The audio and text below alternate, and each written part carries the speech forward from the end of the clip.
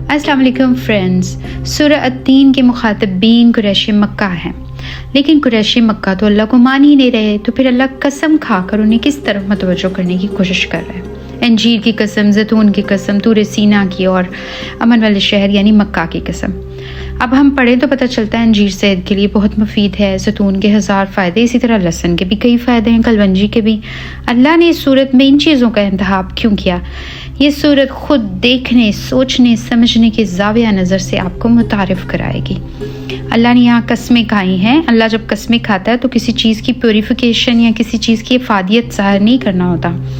اللہ دلیلوں کے لیے، آرگومنٹ کے لیے قسم کھاتا ہے۔ قرآن پاک میں 100 سے زائد قسمیں ہیں اور 50 سے زائد تو اس آخری پارہ میں ہیں۔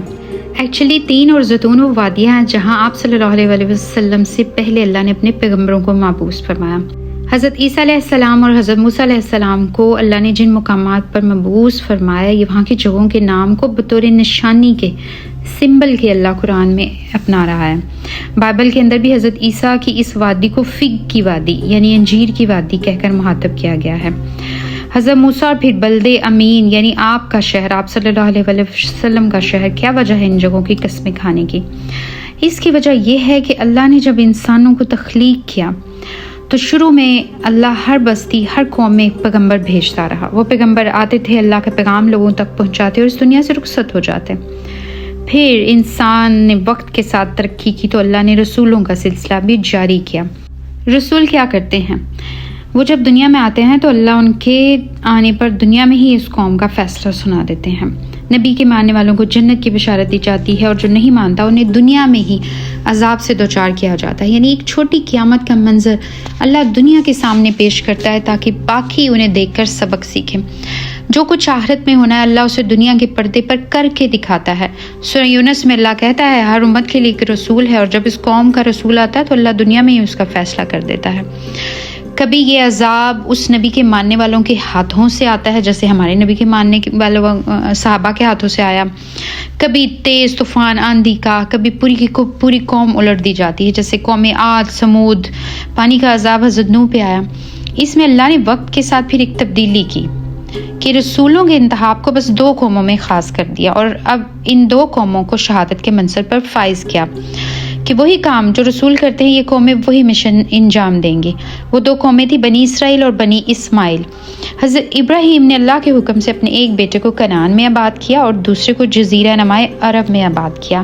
تو اس صورت میں بنی اسرائیل کے آخری 2 پیغمبر جن تک اللہ نے اپنا پیغام پہنچایا ان کی اللہ نے پہلے 2 قسمیں کھائیں، اور بنی اسماعیل کے اندر جنہوں نے آخری پیغام پہنچایا یعنی آپ صلی اللہ علیہ وسلم، ان کی قسم اور شہادت کہی اور کہا کہ جب اس اسکیم کا میں نے آغاز کیا تو کہا کہ لقد خلقنا الانسان فی احسن تقویم۔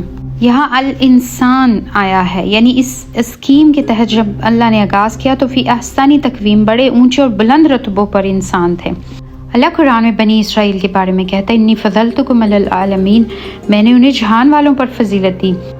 خود بنی اسماعیل کے اندر 300 سال تک شرک کا کوئی شائبہ تک نہ تھا، حضرت اسماعیل کے رخصت ہونے کے بعد تک۔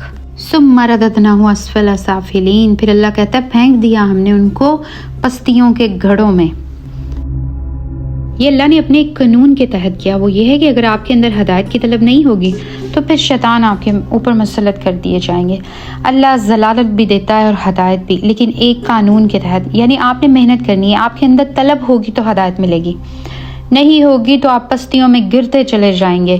تو یہ ایک مہلت ہے جو اللہ نے دی ہے۔ فرمایا گرتے رہیں گے سوائے ان لوگوں کے الا الذین آمنوا وعملوا الصالحات فلہم اجر غیر ممنون، ان لوگوں کے علاوہ جو ایمان لائے اور کیے انہوں نے نیک کام، اجر ہے اللہ کے ہاں ان کا بے انتہا۔ اللہ کہتا ہے فما یکذبک بعد بالدین الیس اللہ باحکم الحاکمین، پھر کون جھٹلا سکتا ہے تم کو اے نبی اس کے بعد کہ جزا و سزا کے معاملے میں، کیا نہیں اللہ سب حاکموں سے بڑا حاکم؟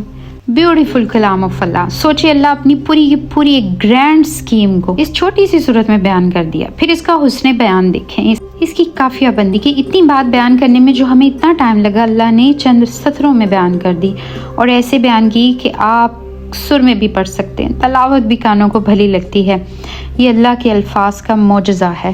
قرآن کی زبان کی لفانیت دیکھیے، کوئی انسان نہیں کر سکتا۔ اس لیے اللہ قرآن میں کہتا ہے کہ تمہیں شک ہے تو جاؤ ایک سورت ہی بنا لاؤ۔ سورت کیوں کہا؟ کیونکہ اللہ کی ہر سورت کے اندر ایک شان کلام ہے، ایک زور بیان ہے، ایک حقیقت کا ایسا مجسمہ ہے کہ اس کے احرام کو آپ پتھروں سے نہیں ڈھا سکتے۔ یہ قرآن کا اعجاز ہے کہ اتنی سی سورت میں چند سطروں میں اللہ نے اپنی پوری کی پوری اسکیم بتا دی۔ سبحان اللہ۔ یہ دنیا ہی پلسرات ہے دوستو، جو ہدایت کے رستے کا مسافر نہیں بنے گا اسی پلسرات سے یہیں پہ گر جائے گا۔